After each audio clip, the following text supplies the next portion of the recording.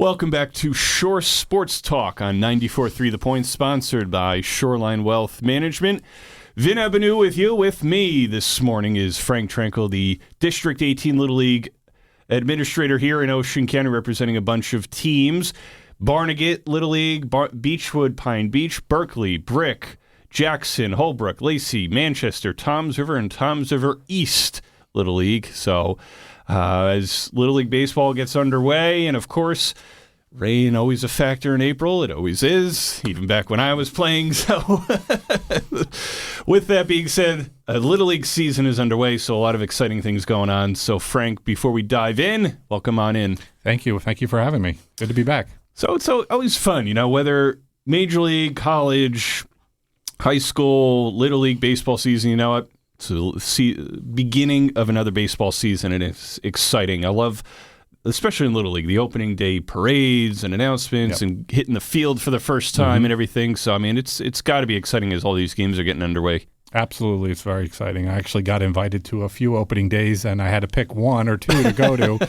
So I'm actually heading over to Manchester this year, and they're having their 60th anniversary, so I'll be at their opening day this year. So, yes, and they're honoring some people there and stuff like that, too. So, yeah, it's spring, it's baseball time. Let's get going, get some warmer weather and get the rain out of here, Yeah. The amount of, rainouts or postponements, can imagine it drives everybody at every Little League crazy with trying to figure out where to put the games, what times, what fields are available, what days. It's a job in itself. Yes, it is. Always fun, and then all of a sudden you end up playing like a makeup game at 9 o'clock on a Saturday morning. You don't want to do that. Yes. Get up early, parents. Time to play ball with the kids.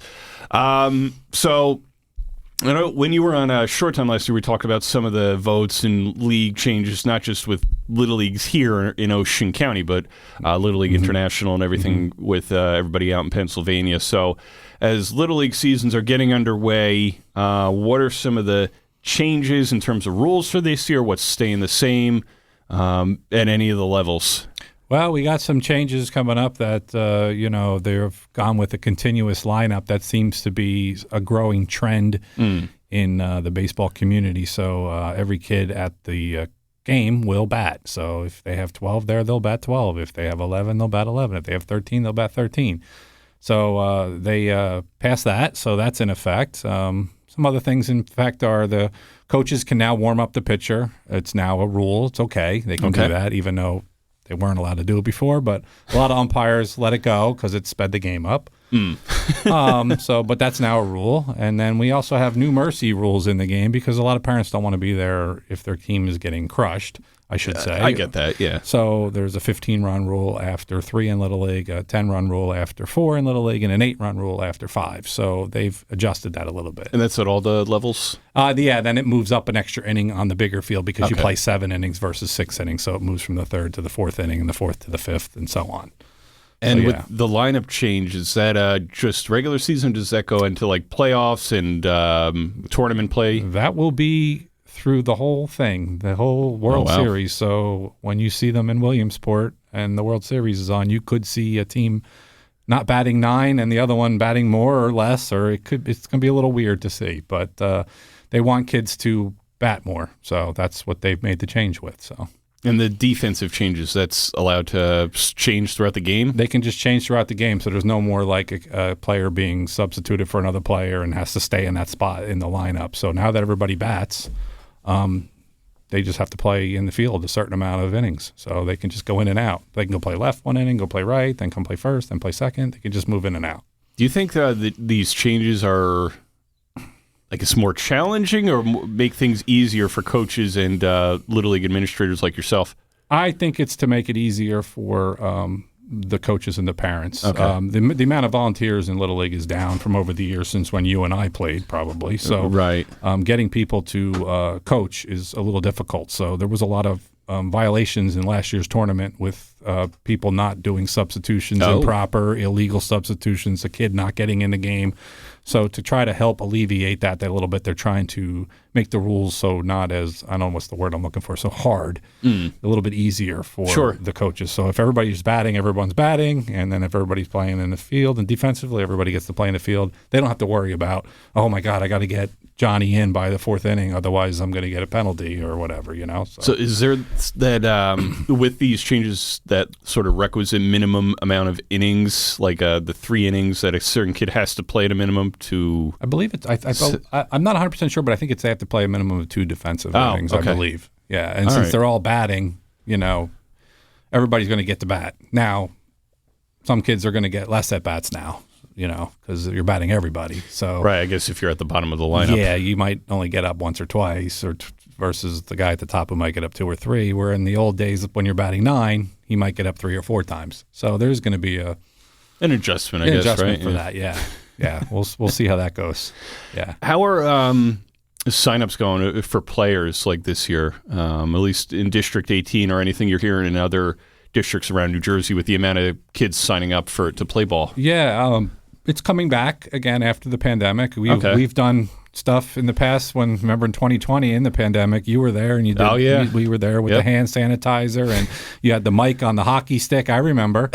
Because we had to stay afar, remember all that stuff? MacGyver something there. So it's slowly coming back up. Some of my leagues are growing a little bit south of here, and then a couple other leagues are about the same. Yeah, and they're growing a little bit. But I think people are now out of the pandemic mode and trying to get their kids back out playing on the field and playing baseball. So I do know that from some of my leagues now, they're saying that a lot of people are showing, oh my God, it's baseball season, I got to sign up. Now that's always been the case. Oh yeah, the last minute signups. But for now, it seems like it's more because everybody's been locked up in the house for all those, you know. So now it's just like, oh my, I forgot we can play baseball. Yes, so it seems a little more prevalent this year, you know. What about T-ball, especially for a second here? Do you find that parents are signing a lot of kids up for that, T-ball? I guess 4, 5, 6-year-old T-ball? T-ball numbers are out of control across the whole district. I believe in Bricktown they may have like 15 teams. Wow. In T-ball. I heard they have 11 minor league teams, which is a lot. So sure. Those numbers are coming back. So the babies, the younger kids are coming back. So the 4, 5, 6, 7, 8, 8, 9-year-olds, they're starting to play more. So yeah, those numbers are up across the district. So could be good for the future. I guess in a couple years we'll have some bigger numbers back up on the older kids. Right. Yeah. I guess especially for the 10, 11, 12-year-olds. Yep. Who could be going out to Williamsport. If you're putting your kid in now to play T-ball and then through the lower levels before getting to that level, it could be a lot of talent locally heading out to PA at some point. Yeah. Well, we have a good record for that, so you know.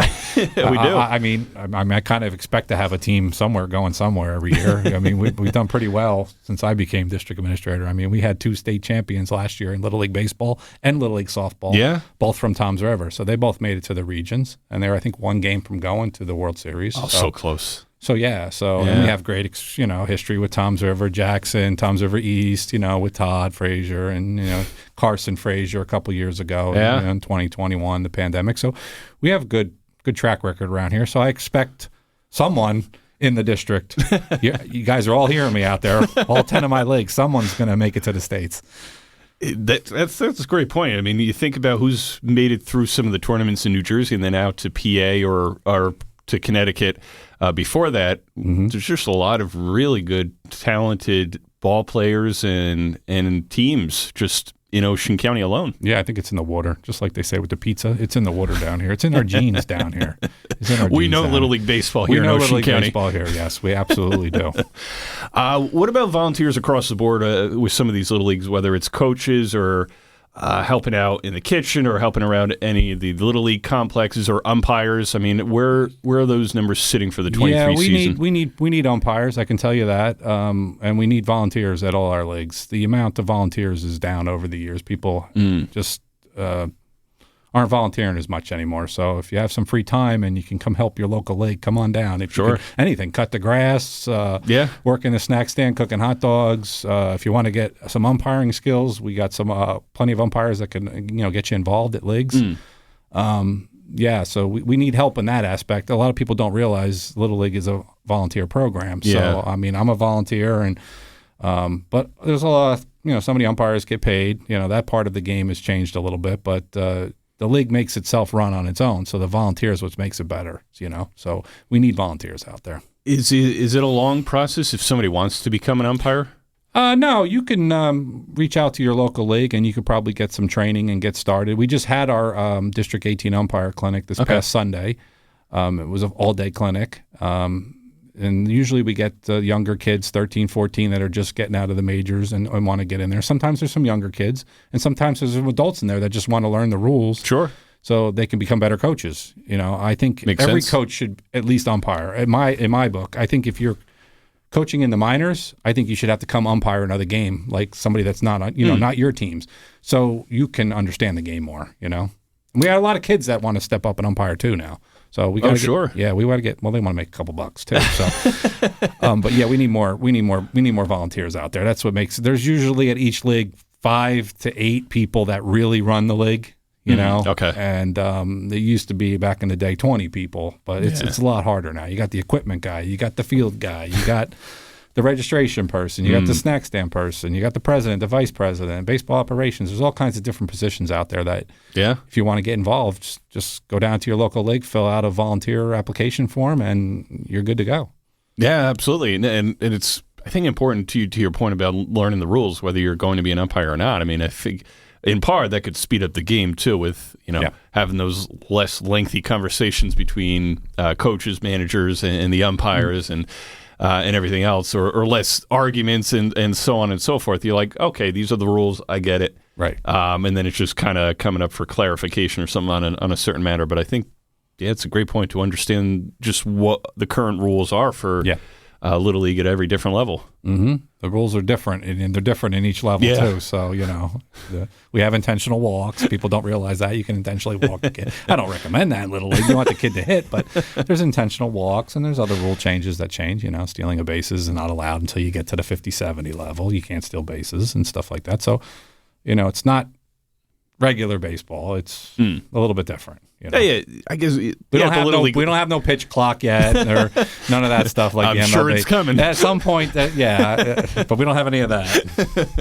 Can you imagine by the time you get to have time limits on some games? Well, we do have that. All right, let's hurry it up. Yeah, all makes sense. Can you imagine you get to the senior league at some point where some of the high school kids are, and all of a sudden you're on that pitch clock or everything else? Like, all right, come on, guys. Yeah, speed it up.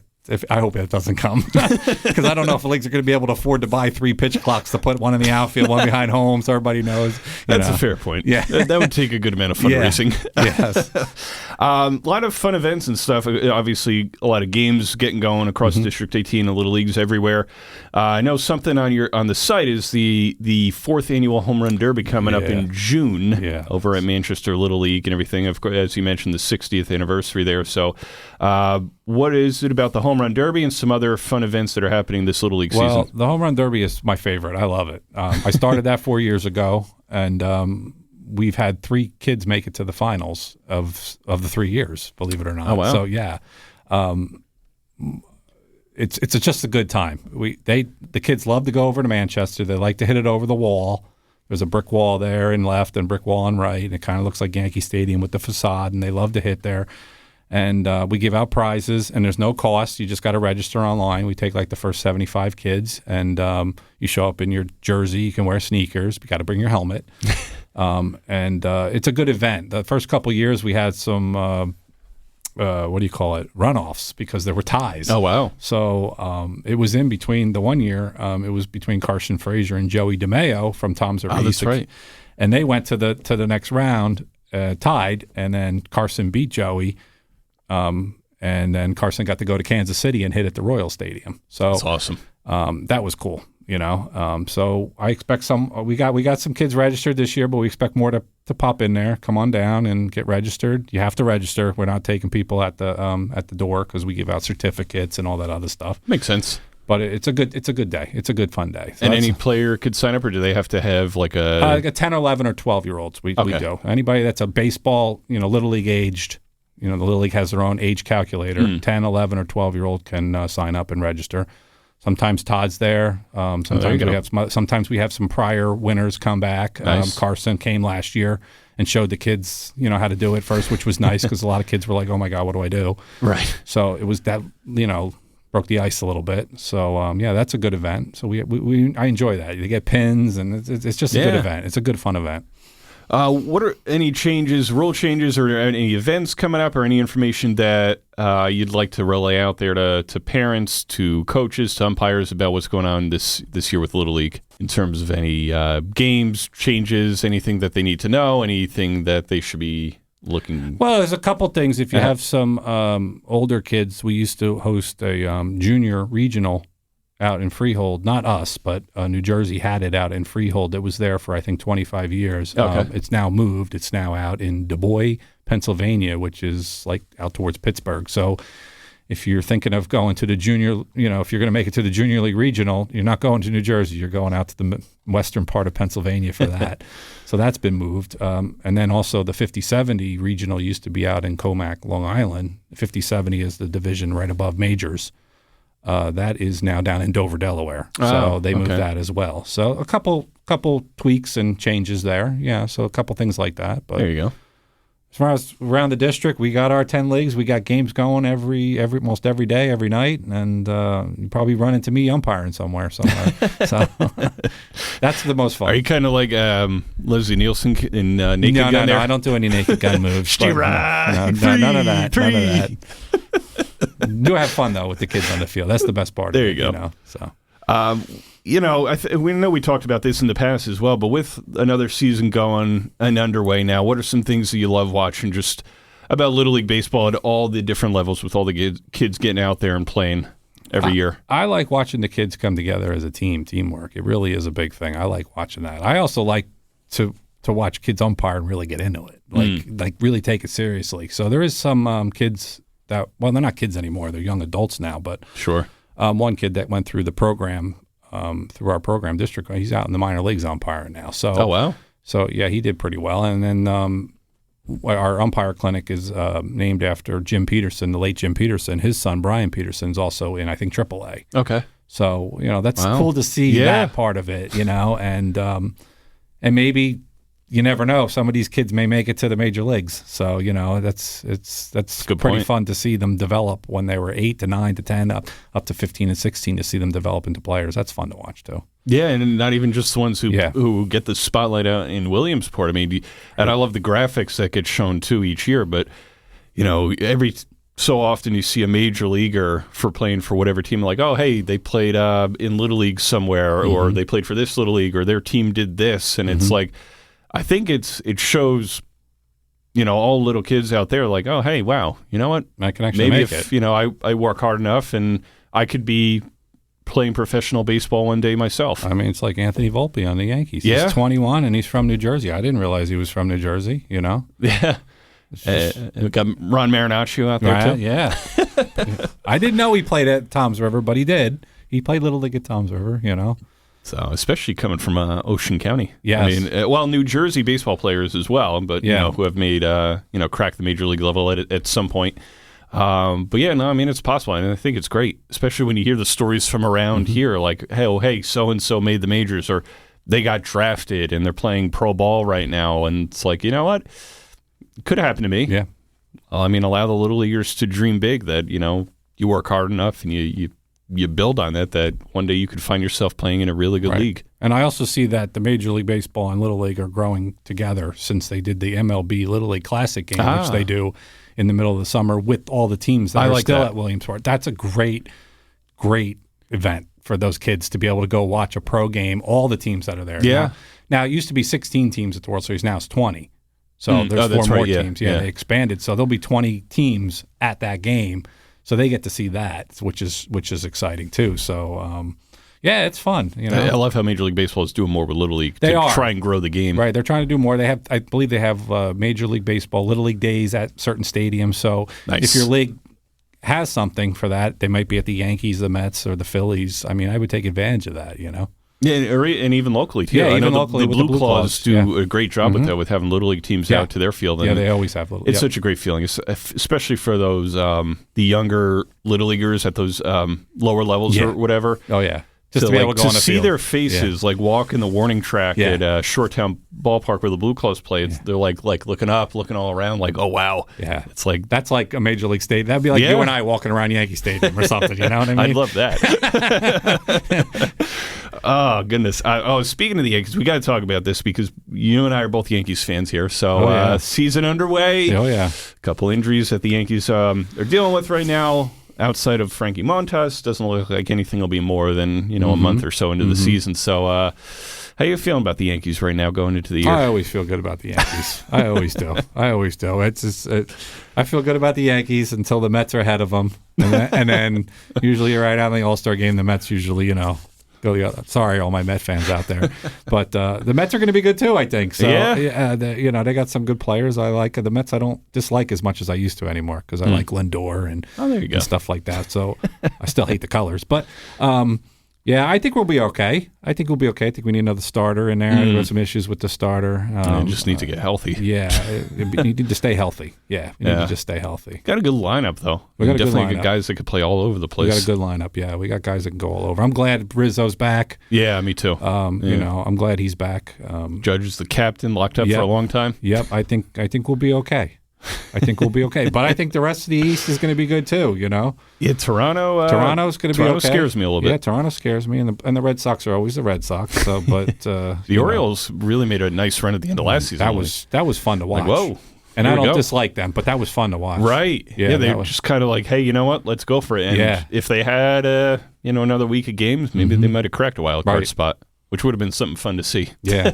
The amount of teams coming out of the American League East playing in the playoffs. So that'll be fun. Yeah. That'll be fun. So Major League Baseball season underway, college, high school, Little League. Baseball is getting going and softball as well. So lots of great things going on right now. So if Frank, before I let you go, just again, highlight of the Little League season ahead. Just any words of encouragement for players and coaches out there to go out and enjoy the year. Just go out and have fun. Get out of the house. We're back fully open. Get out, have fun. Fun leads to winning. And I'll see somebody at the state tournament from my district. Yeah, I'm sure of it. I'm confident in that too. And just have a good time and respect your coaches and just have fun. There you go. Frank, appreciate you coming in and talking about Little League, some of the changes, and then certainly some of the great stuff that's going on in District 18. Thanks for having me again, Vin. That is Frank Trenkle, District Administrator for New Jersey District 18 Little League Baseball, covering a lot of teams here in Ocean County. Go out, enjoy, play the game well, kids, and then parents, coaches, umpires, go out and have fun. And if you're able to volunteer some time at your local Little League, please consider going out and doing so, whether that's umpiring, coaching, helping with the grounds, the batting cages, the concession stands. Do what you can to help out the local Little League community. More Shore Sports Talk, sponsored by Shoreline Wealth Management on 94.3 The Point, right after this. Let's face it, investment concepts and financial planning can be very intimidating and confusing. Shoreline Wealth Management addresses that feeling head on. Their goal is to educate you while offering financial advice without buzzwords and jargon. Shoreline includes you in the process and makes you comfortable every step of the way on your path to financial freedom. Shoreline Wealth Management is your financial anchor. Visit shorelinewealth.com for more information today. Shoreline Wealth Management, with offices in Manchester and Manahawkin. Securities offered through LPL Financial, member FINRA SIPC. Save big money now on new siding from LP Smart Side at Menards. Update and beautify your home with your choice of 13 timeless colors of pre-finished engineered siding. It's durable and includes a Sherwin-Williams factory finish paint warranty that means no painting for years to come. View our entire selection of siding from LP Smart Side today. And don't forget to check out our flyer on Menards.com for all the great deals happening now. Save